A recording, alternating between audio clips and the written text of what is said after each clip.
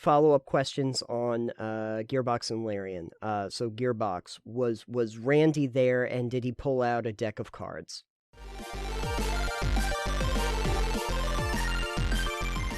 Okay, so up next on the show, we have Delving Deeper, because it is the closest thing we could think to categorize this in. But very exciting news is that Alex and Ray went to PAX East this year, surprisingly enough. Surprise to me too. Yeah. So the reason that's a surprise is because we didn't really plan it that far ahead. Yeah. Turns out we had a concert in Boston on the Saturday that weekend, and we had planned this a couple months ago. Been like, all right, let's do that. So I took the weekend off, requested a couple days off from work or whatever. She requested a couple days off from work so we could just have a free weekend.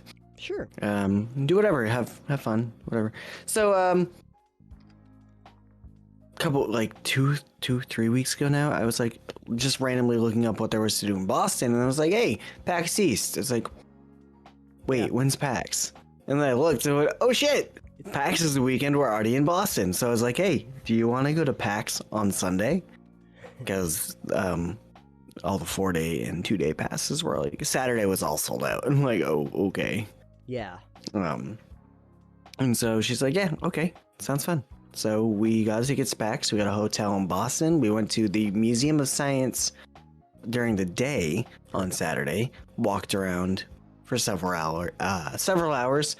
Then went to a concert and jammed for several hours. Perfect. And then Sunday we spent at PAX, which I've never been to before. Oh. And Ray's never been to before, and I don't think you've ever been either. So. No. Although, before we move on, you should probably tell us who the concert was. I don't think that's important for the segment of the show. Oh, so the audience is just going to wonder forever. They're going to wonder forever. Okay. Unnamed. Bling, ding, ding, ding, ding, ding, ding. Just dueling banjos for 4 hours. It was the dudes from Dueling Banjos. Okay, great. Definitely. All right. So, yeah, PAX East. Never been? So you have some preconceptions about it, I think, already, right? Sure. I imagine. I think we want to start this segment off really quick with a. I'm just gonna ask questions. Yeah, I think you wanted to ask me a couple questions that you can think of, and then I'll just tell you if it's true or false. Okay, that sounds. Or something similar. Yeah. Okay. So my first preconception about it is that are there a lot of furries? I mean, the day we went, there weren't a lot of them. There were. There was a number. I saw at least 3 Hatsune Mikus. It's not a furry, by the way. That's just a Vocaloid thing that people cosplay as. Yeah. I was going to then ask the follow-up question are a lot of people in cosplay? Yeah, there was a fair amount of people. Like, there were more people not in cosplay, obviously, because that would be insane. But there was a good amount of people dressed up in cosplays of all sorts, even just like simple ones. Okay. So the other thing I was kind of wondering about is it more focused on video games or on tabletop? I want to say the bigger stuff is focused on video games. Like, it has a lot of both. Obviously, it's got a lot of tabletop and a lot of space on one side of it for like free play tabletop or tournaments or things like that. So there's a ton of tables and chairs set up for playing games. Okay. And there was stuff set up so you could like try a game. You could go grab a game from the shelf of their selection, bring it to the table for free, and play it. Oh, cool. Okay. So you could try out games for no cost, which is cool. If you planned on going, I think if you planned and wanted to go just to try out games like that and just fit in as many as you could, you could, but you would need to plan out your day, I think, around that. Yeah. But on the video game side, though, it was a lot of like bigger displays and like. Because bigger companies, obviously, they typically have a lot more money than the tabletop companies do. So, like, Gearbox was there.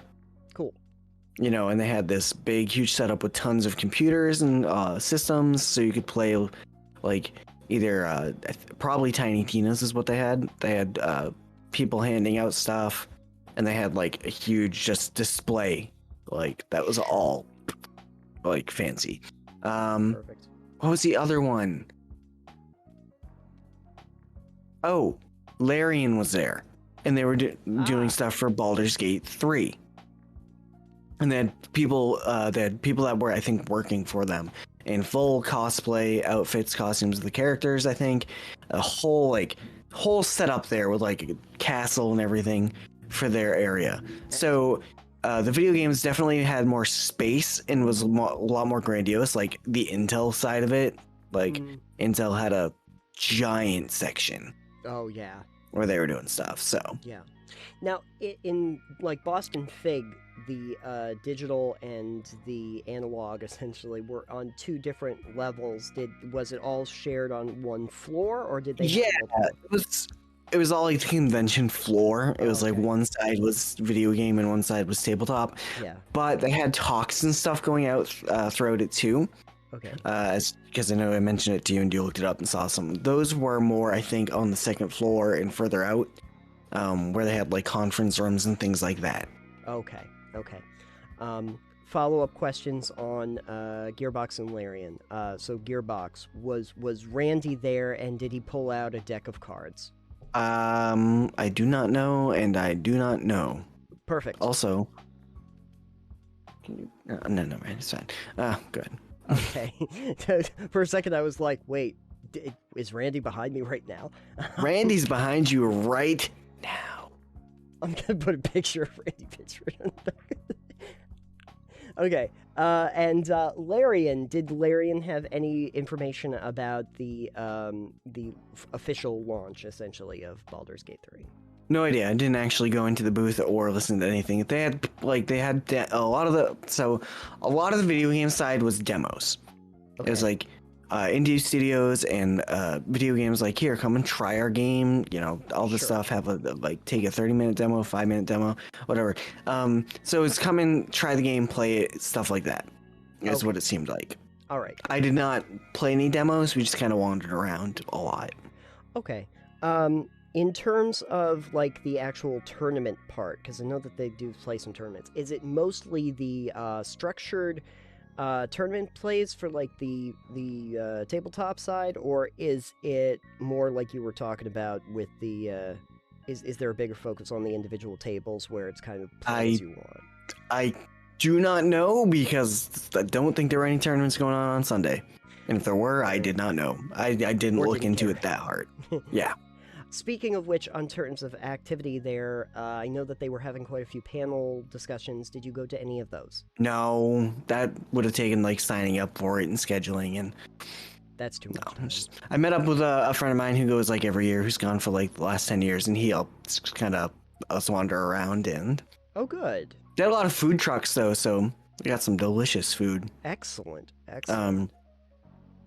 So one of the things is on the tabletop side, because we kind of focus on that side a bit more, I think. It's a lot smaller, a lot more condensed, but there were booths, most of that were, the designers and the people working on their booths, depending on these. There was a lot of merch tables, but not just merch. So like video games, there was merch, controllers, glasses, all things like that. Tabletop, there were like several different places selling like dice and dice accessories and RPG accessories like that. Perfect. So I did get some stuff. I spent far too much at PAX, I think, in general. That's what they want. But I did get some stuff. Obviously, you keep the lanyard. Oh, sure. It's for Intel. Oh, it's Intel inside. Intel, it's inside you. Is there a tracking chip in the thing? You don't need to know about that. Okay. Somebody, I don't know what this is for.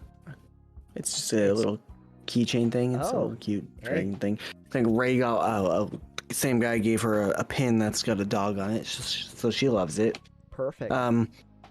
We got this thing. If you on Steam, there should be a free game that is you can do in VR if you have VR.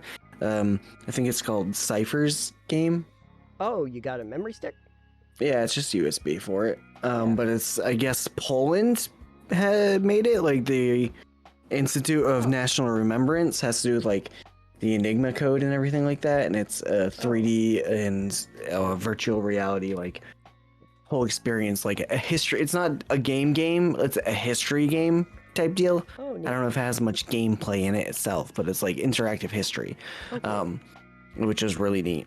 Mm, I got a couple of these. You'll see these next time we play D&D. cool. But I picked up from Dungeon Dice had a booth there. Mm-hmm. I don't know if I can't remember where you got your dice from. It wasn't Dungeon Dice, was it? No, I think it was D&D dice. Okay. There was also like level up dice and something else. There was a big one that had a giant booth with like 8 people working in it. So it was like set up kind of like glass counters in a square with the people in the middle. Yeah. That was intense, like super expensive dice. Was like Kraken there? Chessex was there. I don't know if Kraken Dice was there, but I got these cool coins. Oh, wow. These are full metal D2s. Dungeon Dice. Well, no. No. Yes, but no. These are, if you can see it, I know anyone Oh, on are the those the podcast. spinner ones? Nope, these are inspiration dice. Sorry, inspiration coins. It's just a token you can give a player when you give them inspiration, so they don't fucking forget they have inspiration for D&D.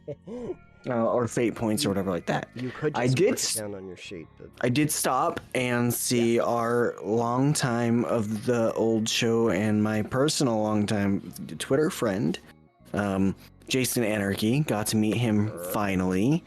Made a joke about getting him some McRibs if I could have. Yeah, they're not But we available. picked up his game. Your friend is sad. Perfect. He signed it. Of course he signed it. Nice. And it says, "Never cheer up, sad face." Perfect. And then his signature. Now, your friend is sad. That sounds Yep. like such an uplifting game.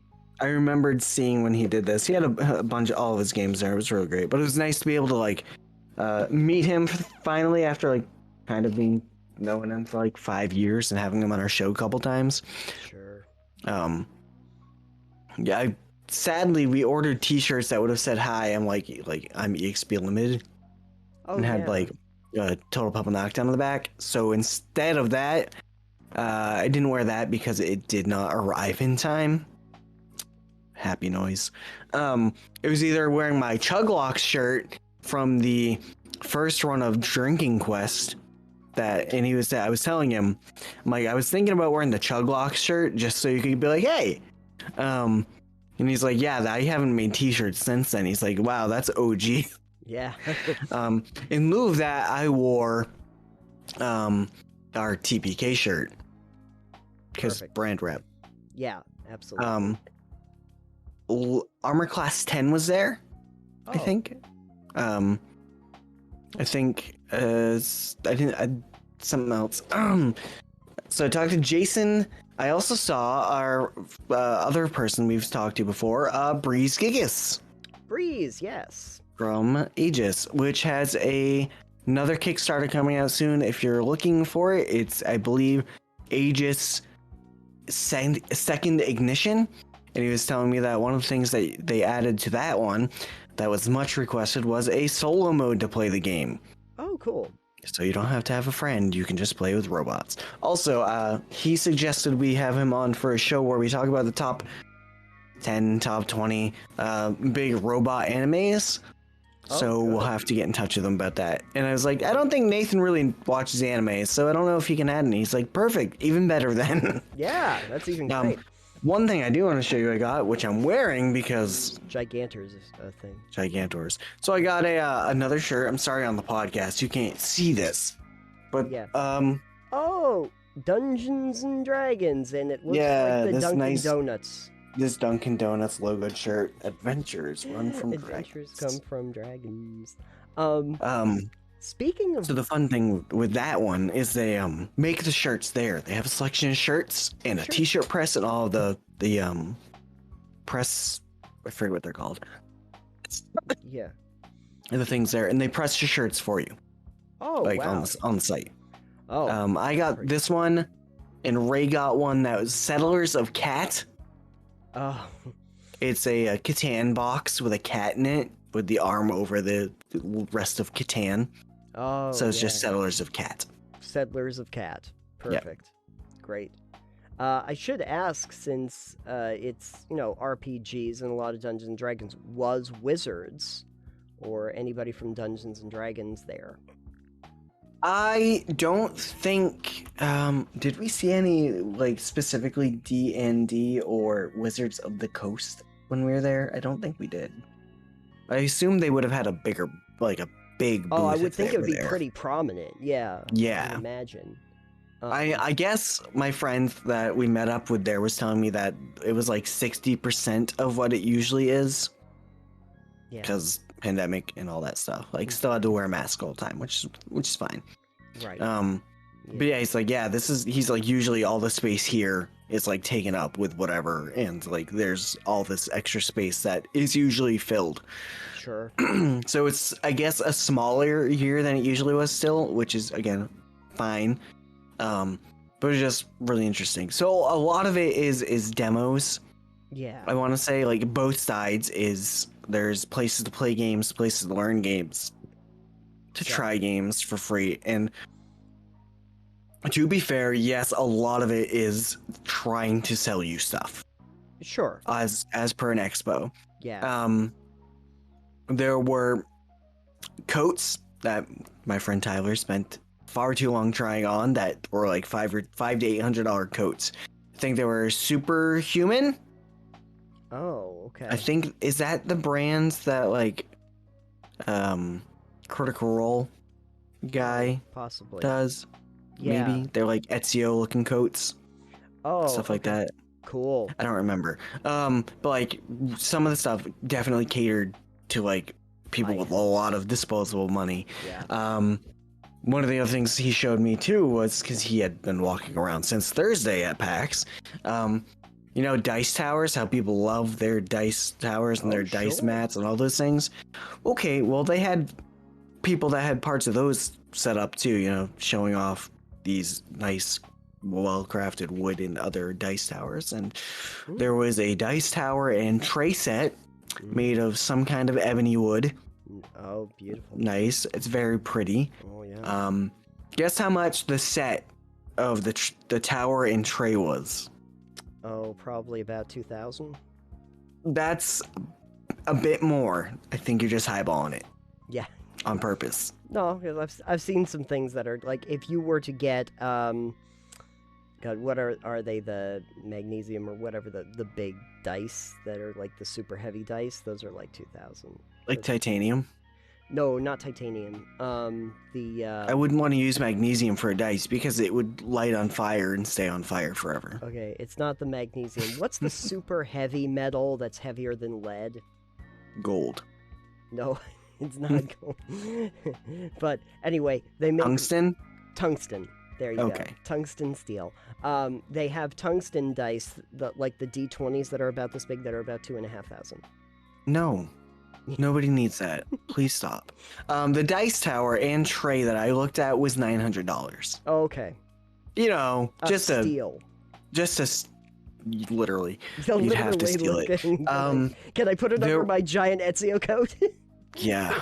The coats were cool looking. I don't think you'd ever have a reason to wear them. Unless you had a lot of like fancy dress stuff or just like out. I mean, they looked kind of like motorcycle jackets. Sure. Without the protection of being a motorcycle jacket. You know what you could do is that if you're out in Salem, just wandering the streets, that's fine. Sure. If you're cosplaying as an assassin. I mean, just any day in Salem. I was in Salem, Mass one time just to like tour around in the day, and there was a dude that was out with like full leather, the adventure jacket with the sling and with like the elf ears on and the cape. And just, he came up to me, to us, good morrow, and kept moving along. It's like, yep, typical day. Cool. Typical day in Salem. One of the other things that I saw they had were the gaming tables. Yeah. Which are nice. They're really well made. They're nice. Really expensive. Mm-hmm. The one Tyler, again, that I was walking around with showed me was like, he's like, yeah, this one's like starts at $2,000. That one over there is $8,000. I'm like, Mm, yeah, I don't got room for that. And if I did have room for that, I'd probably just get a pool table and convert it because it's cheaper. yeah. So this one was has the top of it that you can take off in sections that have rubber gaskets. So if you spill anything on it on the table, it doesn't get underneath it. Oh, sure. And it has the section inset in the bottom underneath the top of it, where it's like felt lined or whatever, so you can use it to game on. You can have like cup holders that magnetically snap to the sides of it, and all this fancy shit. The only thing more fancy than that are the like digital tabletops, which are I think something you want to talk about next.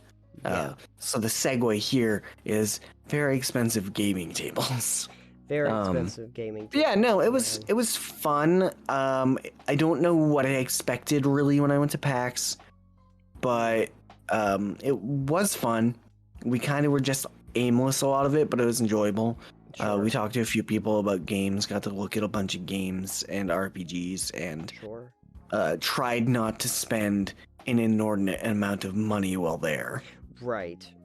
You were just Can- rambling through the convention. Considering I only came away with a game by Jason Anarchy, Yeah. I got one more game, but it was like a card game that they handed out for free.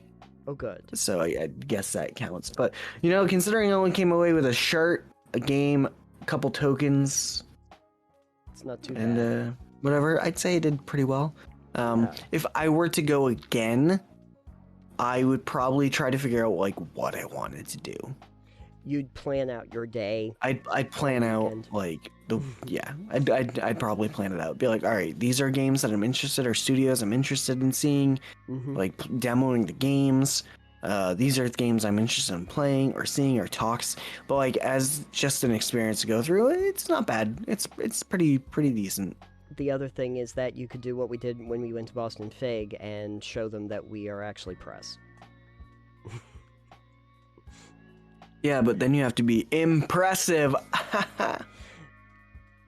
Sorry, So I'll see anyway, myself out. Yeah. So anyway, I know that PAX is for Penny Arcade. I'm not very familiar with Penny Arcade, so I don't know if you've ever seen the comics or anything. Nope. I'm going to guess though that the folks for Penny Arcade were there, or I don't know. no. I don't know. Who fucking knows? Who fucking knows? Who knows if Penny Arcade is actually at the Penny Arcade Expo? I'm gonna assume they were, but whatever. But that's good. Okay, so did you get to demo any of the video games? Nope, didn't want to. Okay. I would have taken up just sitting there and like having me play a game while Ray sits there not playing a game, Sure. for like a half hour. So Unless there were multiplayer ones or the co-op ones. yeah, Oh, but then you dang. still have to be like right next to other people playing games. Yeah. Who wants That's that? not appealing. No, that is not appealing. Unless it was. But it was made just with like, all right, purpose. take a note of the games that I think are interesting and maybe wish list them on Steam. Yeah, make a wish list. Keep Yep. an eye on them for the future. Okay. My well, friend was taking just pictures of the games that he walked by, so you could be like, "Oh, that was interesting." Click, and then I'll save that for later. that works okay. Yeah. In terms of scale, how many booths would you say were there? Oh dear, a lot. A ballpark's worth or half a ballpark's worth? I'd probably say 1 to 200, 1 to 2. maybe. Okay. I'm guessing. I'm throwing a very wide estimate out there. I do not know. Okay. Well, I'm going to guess that if you had a weekend pass, you'd probably still have a pretty full slate. Yeah. Yeah. Especially if you want to do any tabletop like tournament or any talks or Yeah. anything like that. Yeah. So Yeah. When we went to BFig, it was like the one day, so Yeah. you gotta like squeeze it all in real fast. mhm. Even though there were probably about 100 people there.